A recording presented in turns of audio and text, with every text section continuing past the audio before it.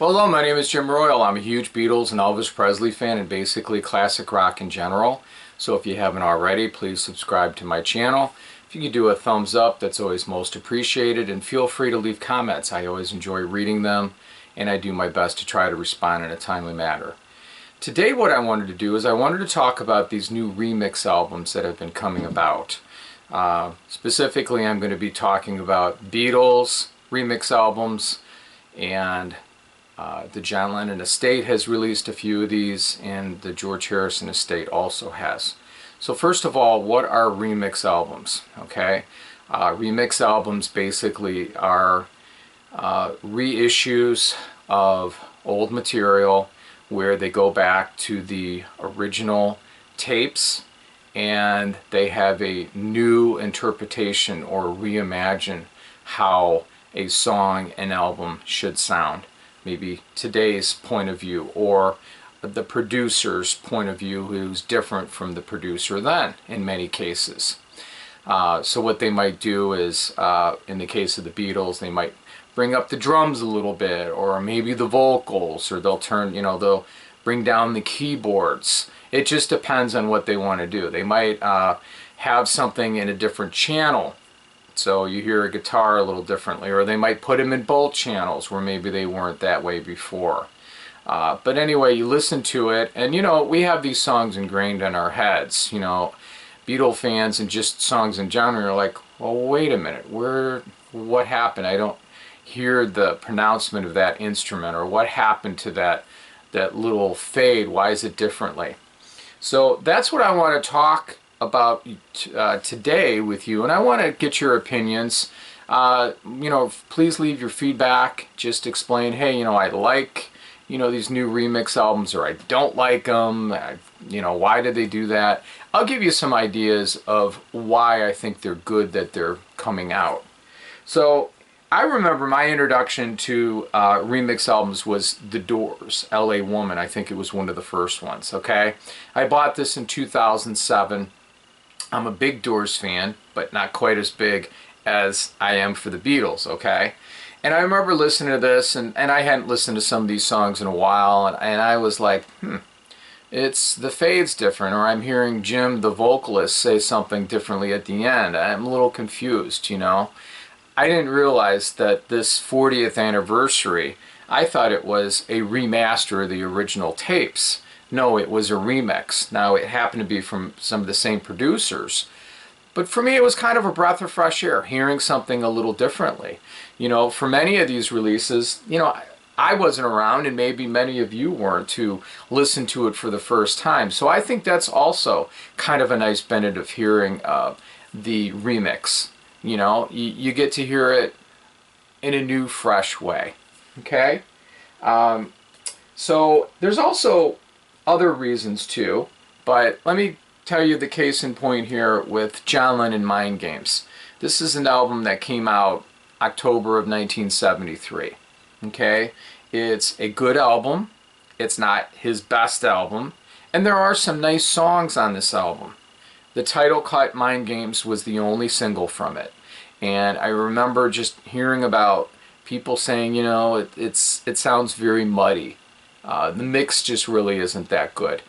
John Lennon's vocals are buried, in the instrumentation. Well, what they decided to do with this is they decided to raise his vocals. Okay, and they also made some changes. One of the songs on here, for example, doesn't even have a saxophone like it used to, and that was something that was an instrument that definitely stood out and helped make the song. I think that was for One Day at a Time, that song, okay? Well, Sean Ono Lennon, who had the final say on the mixes, had said, I don't know where this, but hearsay is that he had said that he felt that the saxophone sounded cheesy. Sort of like, it reminded him of the Saturday Night Live intro, to the TV show when they have the saxophone.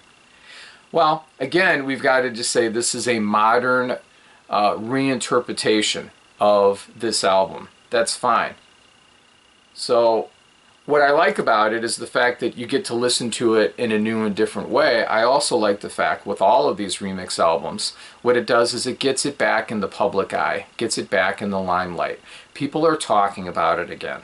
All right, I can tell you, I haven't heard Mind Games probably the whole album in probably 15 years. Okay, I like the album.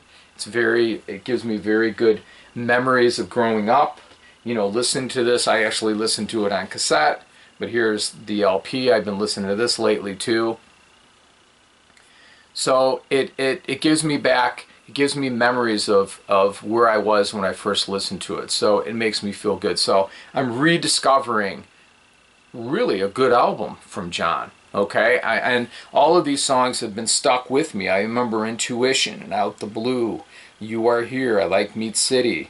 I love Mind Games. I've always liked that. And you know the thing is with these remix albums, if you don't like them, you still got the originals, right? You could still go back to these. Okay? I mean, that's the benefit with it. The other benefits that I'm going to tell you, for example, let's talk about Sgt. Pepper, okay? So in Beatle land, when they officially started these campaigns, this came out in 2017, and this Sgt. Pepper Lonely Hearts Club Band. It was a remix of this, I don't know, probably one of the most influential rock music albums ever. Just how it changed the course of history, where a lot of rock was pop bubblegum before that, and then people got to listen to an album. Hey, it's not just filler, it's not just extra songs, it's a concept, there's something here. This is really amazing. So it gets people talking about it again. Alright, so this is a remix that was done in 2017. So this is a single disc. The other thing that is cool is, here we go. Here's a double disc, alright? So you get the remix version, which is fine. And you also get a whole other side of songs, okay? And that is cool in itself. So you get different takes of things. You get, in some cases, demos and early versions. You get A Day in the Life, take one.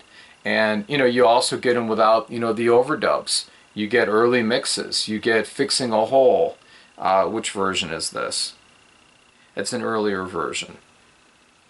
You get With a Little Help from My Friends, take one, false start, and then goes into take two, and it's an instrumental.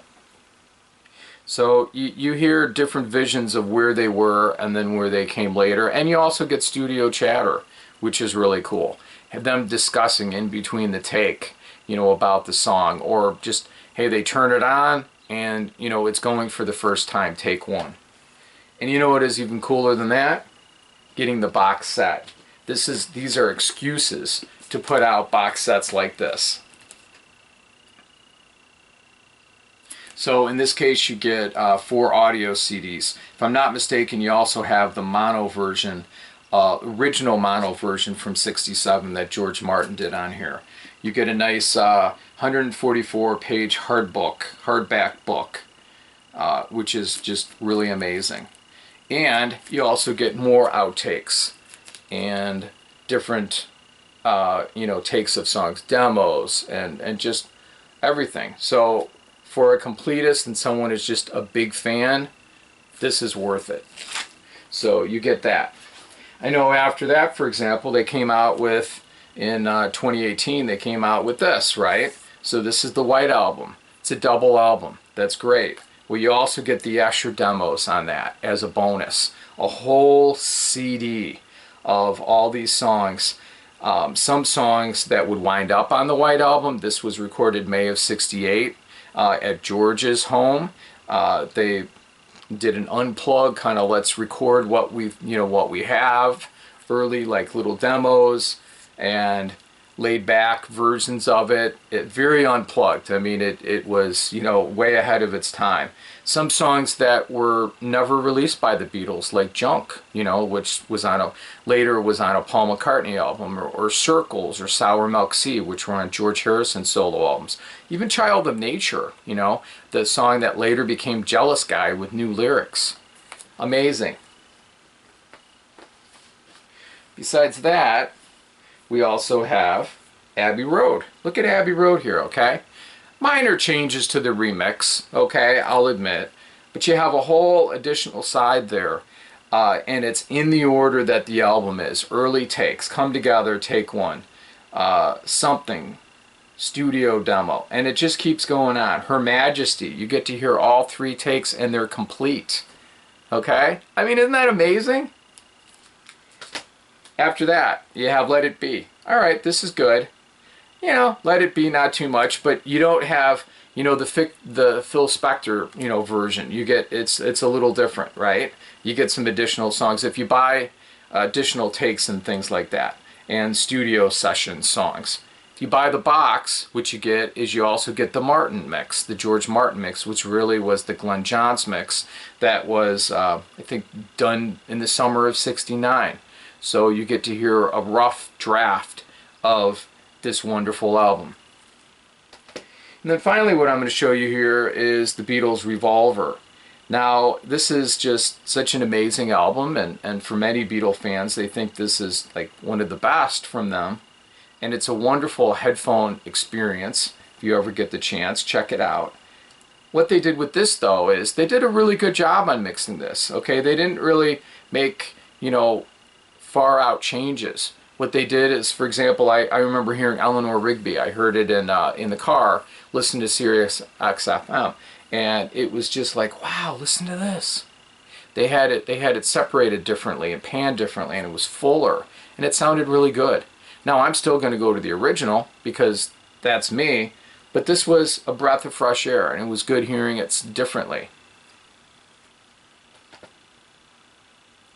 So for an album like this that, you know, is not really well known, it puts it back in the spotlight. It gives it a second chance after so many years for people to rediscover something, maybe something they didn't hear in a long time, or maybe a new crowd.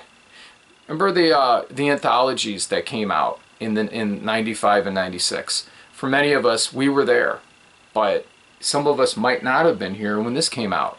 And that's also the advantages of these remix albums. But like I said, if you don't like it, you can always, you know, do the original. Look at this. Another excuse. Another reason why I like these remix albums. They came out with new goodies, new collectibles that we could have. This, in this case, is a picture disc of Abbey Road. So, in conclusion, if you're not happy with them, that's fine. But they bring them out again. You can always go listen to the original. So thanks for watching my video. Take care. Bye.